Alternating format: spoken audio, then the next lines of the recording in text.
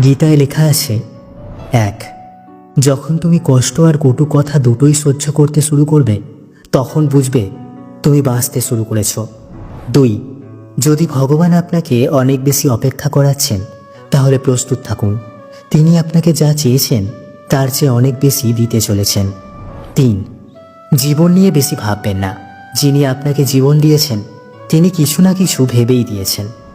4, শ্রীকৃষ্ণ বলেন, কাউকে দুঃখ দিয়ে আমার কাছে সুখ কামনা করো না, আর কাউকে যদি ক্ষণিকের জন্য সুখ দাও তাহলে তোমার দুঃখ নিয়ে চিন্তা করো না।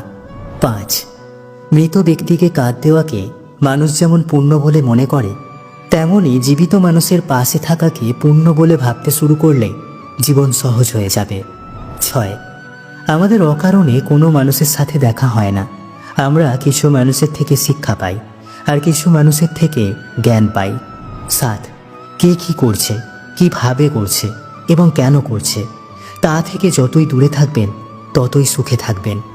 8, আপনি হাসতে থাকলে পৃথিবী আপনার সাথে থাকবে, নইলে চোখের জল তো চোখেই ঠাঁই পায় না।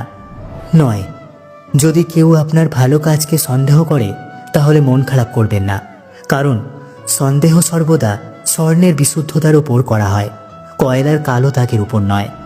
10, মনের শান্তি জীবনের সবথেকে বড় উপার্জন। 11, উপদেশ, সঙ্গ এবং সময় কাউকে না চাইতে দিলে লোকেরা প্রায় সেগুলোকে সস্তা বলে মনে করে। 12, একজন মানুষ যত শান্ত সে তত গভীরভাবে বুদ্ধিমত্তা ব্যবহার করতে পারবেন। 13, যেমন পাতা না ঝরলে গাছে নতুন পাতা আসে না, ঠিক তেমনই কষ্ট ও সংগ্রাম ছাড়া ভালো দিনও আসে না। 14, যে ব্যক্তি অল্পতেই খুশি তার কাছেই সবচেয়ে বেশি খুশি আসে। 15, যতক্ষণ আপনি ভয় পাবেন ততক্ষণ আপনার জীবনের সব সিদ্ধান্ত লোকেরাই নিয়ে নেবে।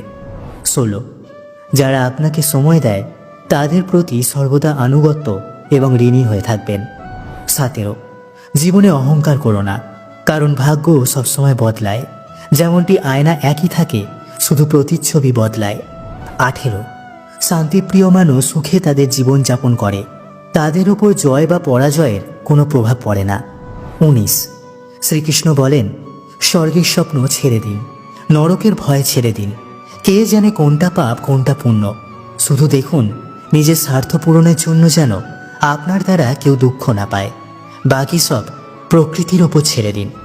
20, অর্থ বড় না যোগ্যতা বড়, খারাপ সময় যে পাশে থাকে সেই সব থেকে বড়। 21, কেউ যদি আপনাকে নিজের স্বার্থ পূরণের জন্য মনে করেন তাহলে তাকে স্বার্থপর ভাববেন না, কারণ আপনি তার জীবনে সেই উজ্জ্বল আলো যা সে অন্ধকারে দেখতে পায়।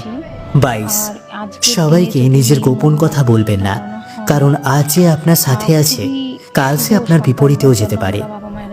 আপনি যদি ভগবান শ্রীকৃষ্ণের পরম ভক্ত হয়ে থাকেন তাহলে কমেন্টে একবার লিখুন, রাধে রাধে। জয় শ্রীকৃষ্ণ। বাড়িতে পুজো করেছি, সকালেও বাড়িতে পুজো করেছি।